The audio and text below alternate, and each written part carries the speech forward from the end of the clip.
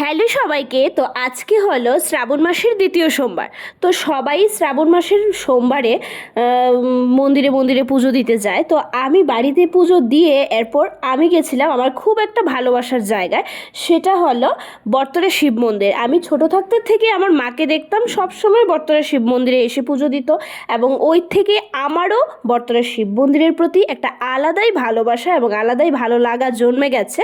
তো আমিও চেষ্টা করি যে মারি মতো সোমবারে আসার। তো প্রত্যেক সোমবারে হয়ে ওঠে না। তো আজকে যেহেতু শ্রাবণ মাসের দ্বিতীয় সোমবার, তাই আজকে ভাবলাম যে না, আমি একাই আজকে যাব। আমি সকালবেলা গিয়েই দেখি আমার আগে অনেকজনই ছিল। তো ওরা পুজো দিচ্ছিল, তো আমি লাইনে দাঁড়িয়েছিলাম। এরপর ওদের পূজা শেষ হবার পর এরপর আমরা ঢুকে গেলাম। এরপর আমরা ভোলেনাথের পুজো করলাম। বাবা ভোলেনাথের পুজো দেওয়ার পর বাইরের দিকে আমি চলে গেছিলাম নন্দী মহারাজের পুজো করতে। নন্দী মহারাজের পুজো করে মোম ধূপকাঠি দেখিয়ে আমার পুজো শেষ করলাম। আর সত্যি বলতে কি, আলাদাই একটা শান্তি লাগে এই বটতলা শিব মন্দিরে আসলে। আর কারা কারা কোন মন্দিরে গেছো নিচে কমেন্ট করে কিন্তু জানাবে। আর কাদের কাদের বটতলা শিব মন্দিরে যেতে ভীষণ ভালো লাগে, আলাদাই একটা তৃপ্তি লাগে, মনে মনে একটা আলাদা শান্তি জেগে যায়। তো টাটা সবাইকে।